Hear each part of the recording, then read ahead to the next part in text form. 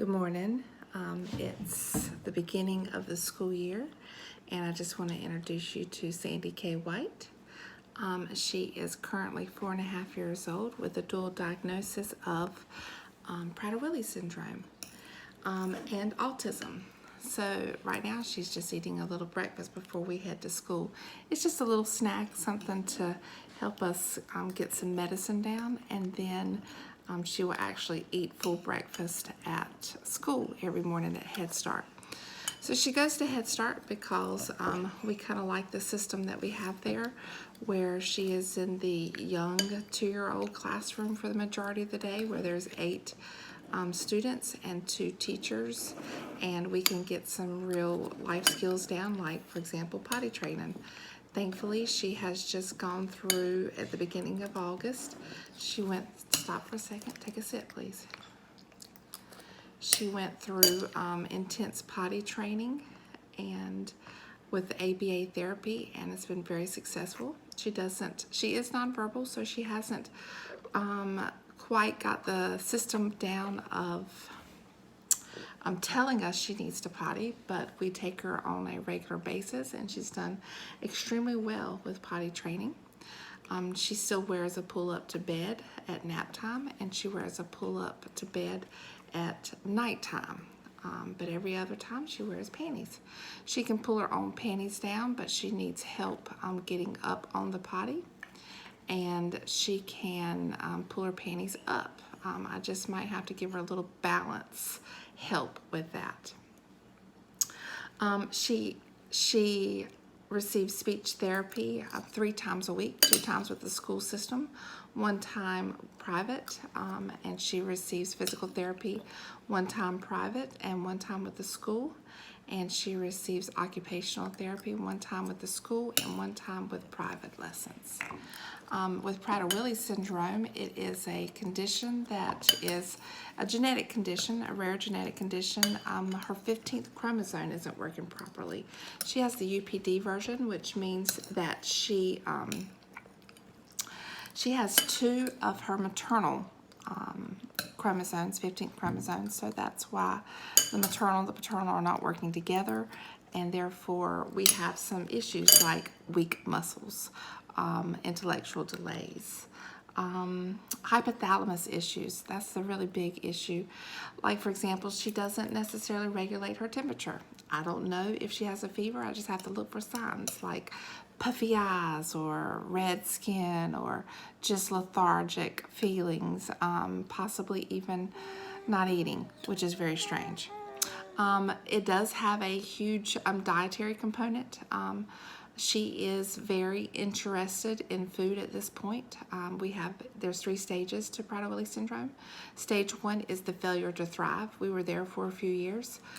Just didn't gain weight, had to have a G-tube as a baby, difficulty swallowing, eating, things like that. But now she's past that. She's on to stage 2. Sandy K, go ahead, take a sip. And she has, with stage 2, you start to gain weight appropriately at the beginning, and then you start to gain weight on less calories. So her endocrinologist has her on a very strict diet, no sugar, no sweeteners. Right now she's drinking a little bit of unsweetened almond milk.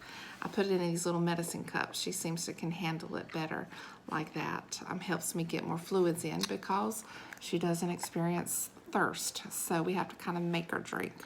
And with her strict diet she's on a vegetarian diet because her body can process fruits and vegetables a lot better than it's going to be able to process meat fats. But we do some whole grains, and like, for example, for breakfast this morning she had a little bit of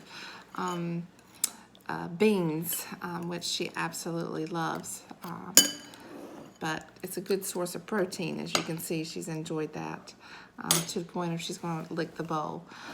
She does have an infatuation with food, so we have to kind of lock the refrigerator, keep her out of the refrigerator. If she's sitting with friends, we need to make sure she doesn't take their food, that type of thing. But Stage 3 is the dreaded stage. That's the just can't get full stage.